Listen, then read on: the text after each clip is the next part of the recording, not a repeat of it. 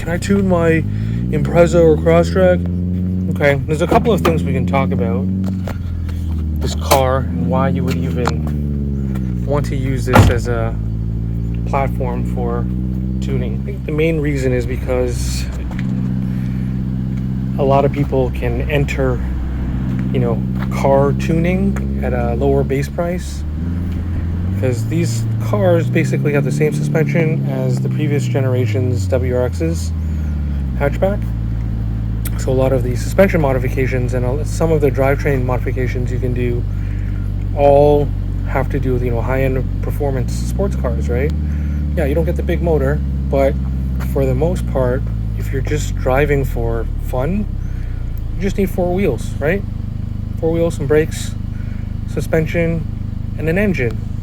It doesn't matter what kind of engine it is, right? You can tune the car to how you like it. Part of the reason why this car is so enjoyable is that a lot of the frame stiffening and the suspension that was done to this car is just strictly for handling, right? Just something about the idea of street tuning. I think it's a concept that a lot of people, it's missed in kind of like now times. Everyone wants like a rear wheel drive drift car, that has like super horsepower, right? I'm not really looking for that, right? I'm looking for just what does a car feel like to be sporty? What does it mean to be sporty, right? So here's my FB20B engine in my 2016 Impreza Sport. I got it to do daily activities and found out that there is a little, little gremlin inside the engine bay. It's not a big one. It's just a little growler, right? The boxer engine. It's laid flat. Got a low center of gravity. The Impreza is a little bit lower, so for those people with Crosstreks or Foresters, you lift it, but you guys can go low, right?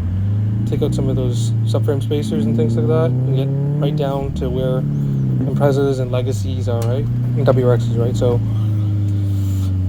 this platform's fun. A lot of fun. Build them up. Still drives like a daily machine should.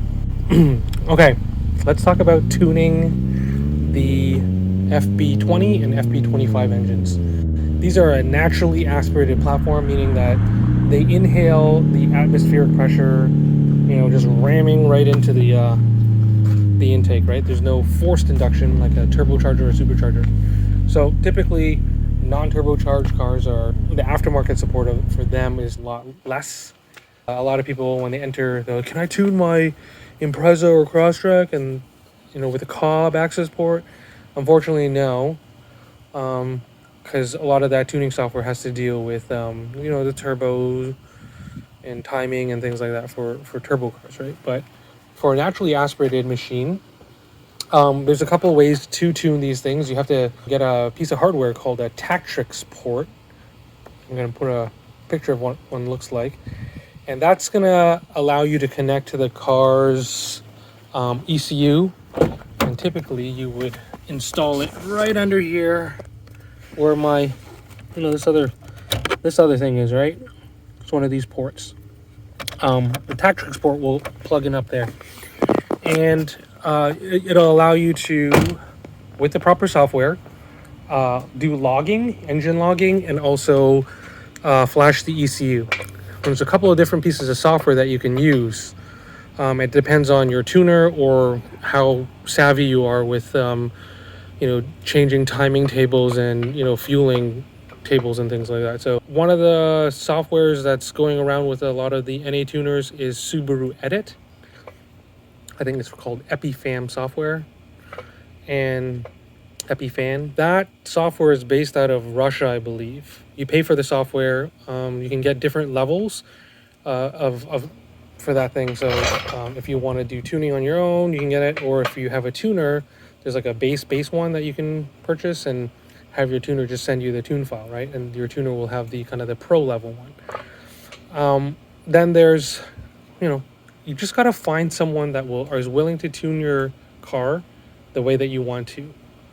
I previously have used something called an off-the-shelf. It was categorized as an off-the-shelf tune, generic tune that was kind of given to a lot of different Impreza and Crosstrek owners. They call it off-the-shelf OTS because it's safe enough that anyone can just apply it. Okay, so back to that tuning thing.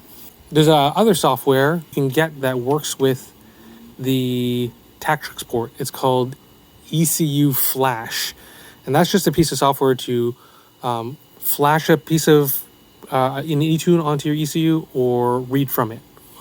And that's the one that's supported by Tactrix, I believe. And with that, once you've pulled off the ROM, the read-only memory, the tune itself, like the parameters that are on here, what you can do with that is you can open a software called ROM Raider, right? There's all these things about definition files and things like that you gotta look up. That's why it's kind of a black box and a mystery thing for a lot of people, because the tuning world, when it comes to ECU tuning, Subarus and other kind of cars, tuners kind of keep they have their own trade secrets, right? So you would want to go to an experienced tuner who knows naturally aspirated vehicles, knows their limitations, understands how they work, right? A lot of the tuners that you'll hear for a lot of the more sports car platforms, they're experts in those things, and they deal with a lot of turbo related cars, right? Naturally aspirated, I think, is kind of more old school, right? And you get big power to turbos, but you're not going to get too much power out of a naturally aspirated tune, because again, you only have in my case, a 2-liter engine to work with no forced induction, right? So it's only about timing and fueling, basically. And so what they do though, depending on who you go to, you can adjust your throttle map or your rev hang, some of your EGR stuff, your TGV stuff, your exhaust timing, your cam timing, right? Basically, a lot of the more naturally aspirated, all motor type of things, right? And you would be surprised how different the stock tune is compared to a few of the aftermarket tunes that I've tried, only from one tuner. I currently have been using a Throttle Happy tune. Throttle Happy is out of Australia, by the way. He's kind of hard to to reach, but he does do really good work, provided you can have good communication with him.